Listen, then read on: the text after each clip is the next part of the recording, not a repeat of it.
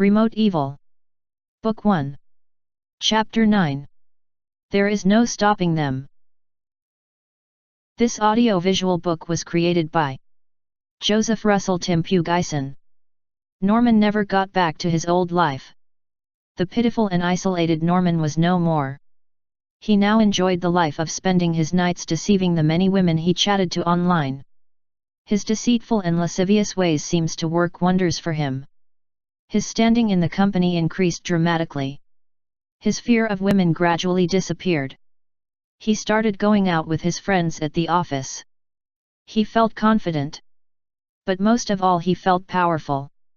He was able to get away with masturbating while chatting with women, especially gullible young girls online, and he really liked this. But most of all he felt powerful because he was able to get away with murdering Dan.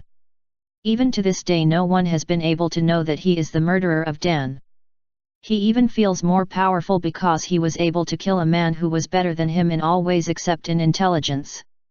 He almost laughs to himself whenever the thought crosses his mind. And what about Cherry? Cherry is not in his mind anymore. He is so preoccupied with chatting with women to give Cherry a thought, especially when he is concentrating on chatting to young gullible girls online, which he deceives by pretending to be a rich young and intelligent nerd. He sometimes even brags that he has connections in Hollywood and that he knows famous celebrities and casting agents. Young gullible and usually aspiring actresses and models often fall for these lies of him and sends him their pictures, which he usually demand to be pictures of them wearing bikinis and posing as seductively as possible.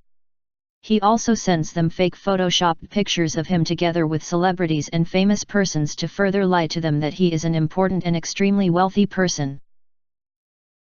He was close to forgetting about Cherry when it happened.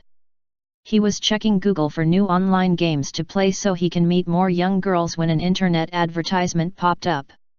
It showed a woman wearing a tight body-hugging white spacesuit spandex costume.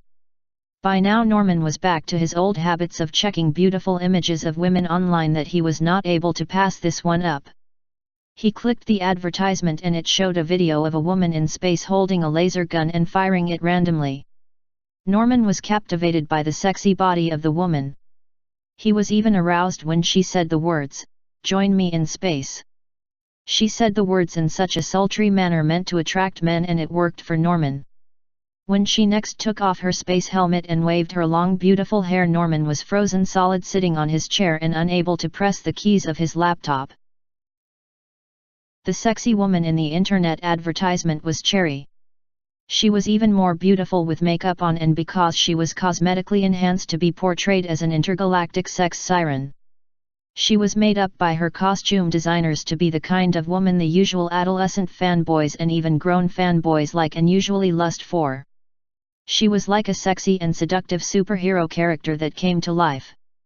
Suddenly all of the past images of Cherry flooded the mind of Norman. The thoughts of Dan taking her from behind against the wall rushed into the head of Norman again. Norman wanted to see Cherry again badly. But Norman was able to control his urge. Instead of going back to his old ways, he diverted his attention to other women. He stopped chatting women on online fantasy world games while masturbating on them. His rekindled desire for Cherry overpowered this. He started to watch online porn again. At first he forgot about Cherry because of watching online porn. But gradually he began to search for online porn stars that closely resembles Cherry. He then masturbated on them. They for a time let Norman forgot about Cherry. But as Norman started to masturbate on women who looked more and more similar to Cherry, his desire for her started again to go out of control. He started to stalk her again on her online social media account.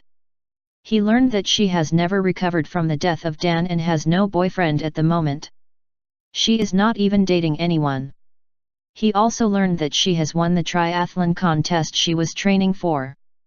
There is also an article of her on the website of the town newspaper where she lives in. Norman was able to learn a lot about her life based on this article, which details her life before winning the triathlon. It informed that the investigation on the murder of Dan has not progressed at all. There are still no suspects on the crime. It also mentioned that Cherry is continuing to do charity work for mentally ill children in honor of the memory of Dan. This gives Norman a bit of respect for Cherry. He continued to divert his attention to other women, but it is of no use. He continued to stalk her social media account. He soon learns that she has also become one of the models of a famous lingerie brand.